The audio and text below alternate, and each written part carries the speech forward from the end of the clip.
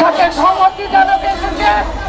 আমরা আজ যে কর্মসূচি সেটা হয়েছে মিরপুরের কেমিক্যাল কারখানার আগুনকে কেন্দ্র করে গার্মেন্টস কারখানায় 16টি শিশু শ্রমিক চলে গিয়েছে তাদের স্বপ্ন এবং আমাদের যে শ্রম মন্ত্রণালয়ের সংসদীয় কমিটির আমরা যে প্রস্তাবনা দিয়েছিলাম সেই প্রস্তাবনা যাতে এই সরকার সেগুলোকে স্বাক্ষরিত করে একটা গণতান্ত্রিক আইন তৈরি করে সেই জন্য আমরা একটি স্মারকলিপি দিব কর্মসংস্থান মন্ত্রণালয়ের উপদেষ্টা বরাবর, আইন মন্ত্রণালয়ের বরাবর, কান্ট্রি ডিরেক্টর আইএলও বরাবর এবং সংশ্লিষ্ট এই আইন সংশোধন করতে যে যে কমিটি আছে সমস্ত কমিটির বরাবর আমরা একটা স্মারকলিপি দিব।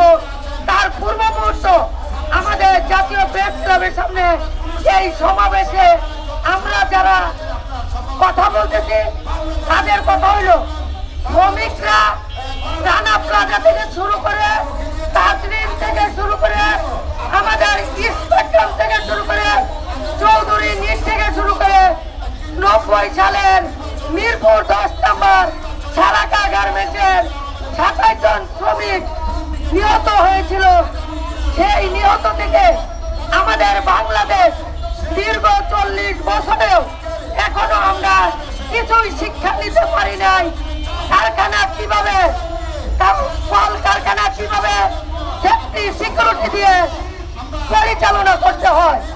আমরা শ্রম মন্ত্রণালয়ের উপদেষ্টাকে বলতে চাই, যদি আপনি কর্মরত অবস্থায় মৃত্যুবরণ করেন আপনার ফ্যামিলি কত টাকা ক্ষতিপূরণ পাবে সরকারের কাছ থেকে, এটা আমার আজকের প্রশ্ন।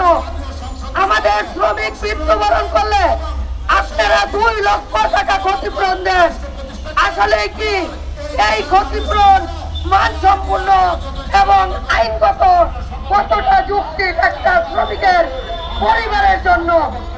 আমাদের একটা আইএলও কনভেনশন 121 অনুযায়ী লস অফ আর্নির ভিত্তিতে আমরা যেসব শ্রমিকরা মৃত্যুবরণ করেছে তাদের ক্ষতিপূরণ দাবি করি।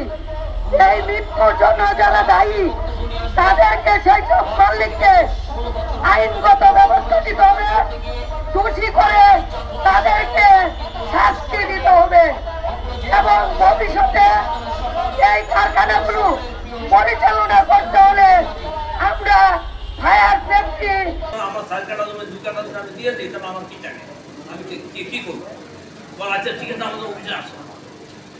এই প্রত্যেক শনিবারে আমি এখন অফিসে যাইনি, আমি আগেও কয়েকবার গেছি, আমাকে নিয়েছে কিন্তু তারা তাও।